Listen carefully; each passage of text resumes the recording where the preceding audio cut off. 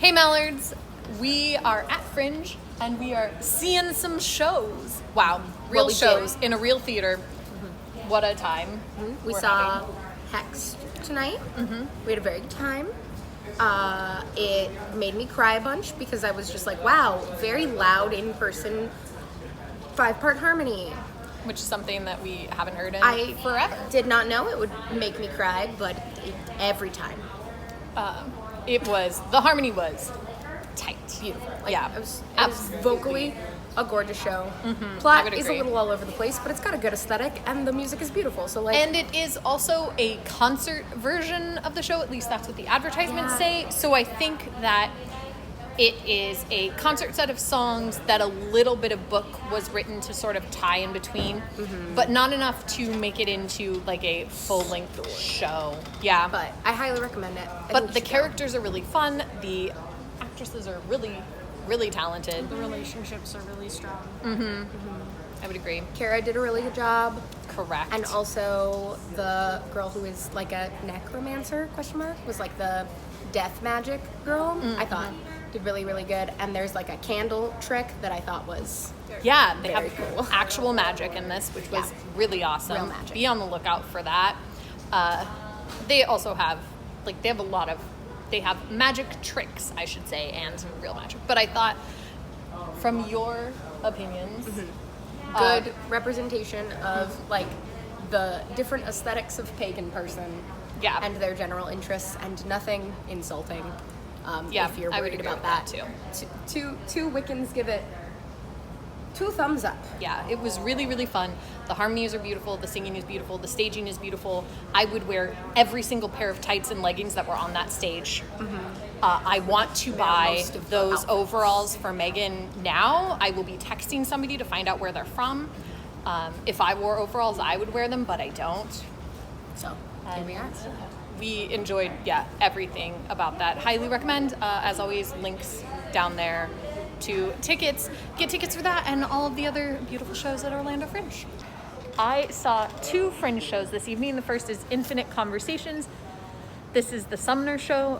He is a mime dancer, and he uses a mixture of like mime as well as projection technology to do his shows.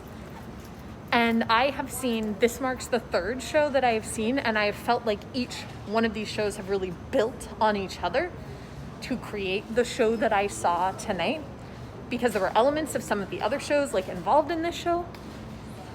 And then this was a culmination of all of that, and it's really cool. Technology-wise, it was mind-blowing. I really had a wonderful time seeing that, and his performance was really, really good. It's also a site-specific, so I went to Mead Gardens, which I hadn't been to before.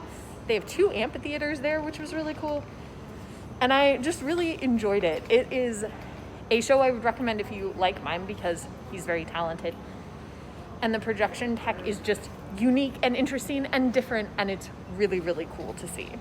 The second show I saw tonight is Nathan Mosier is Injured, which is a Blue Venue show. It is a one-man show about how, what is his line? I'm going to butcher this, but we're going to go for it anyway. Where he says, did you ever forget to stretch and fall into a relationship and go crazy?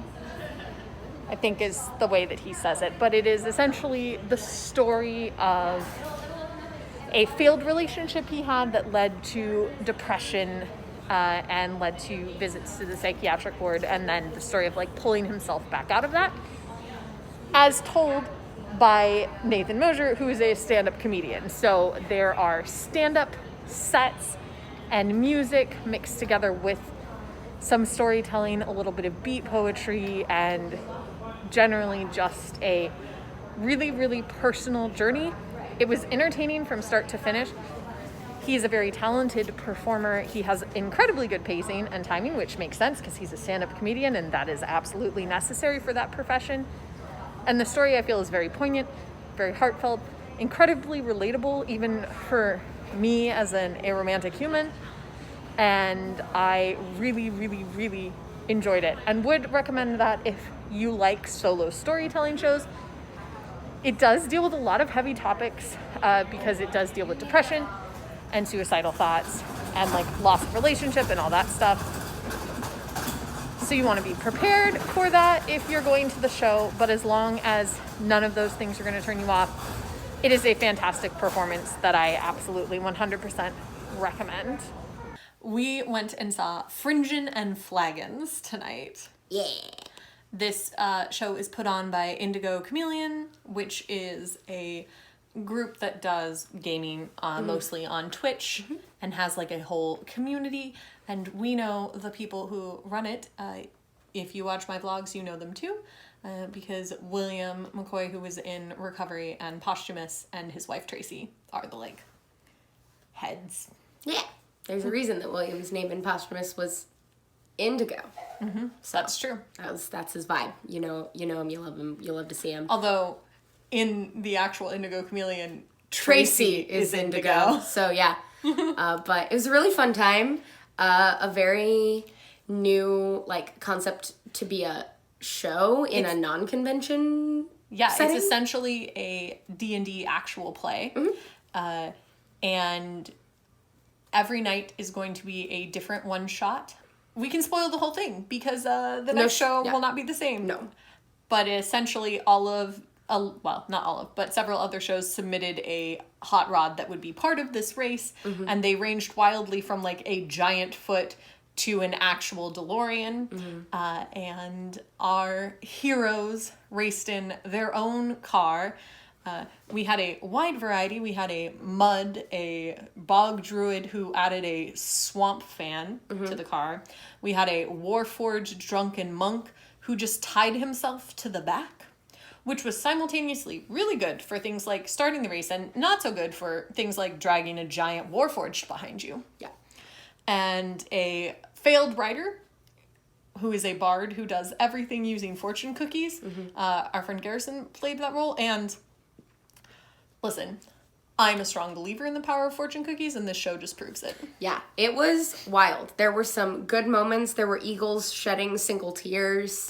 It was a good time. And then the car also had giant speakers. Yes, because Mike Marinaccio played a rock god.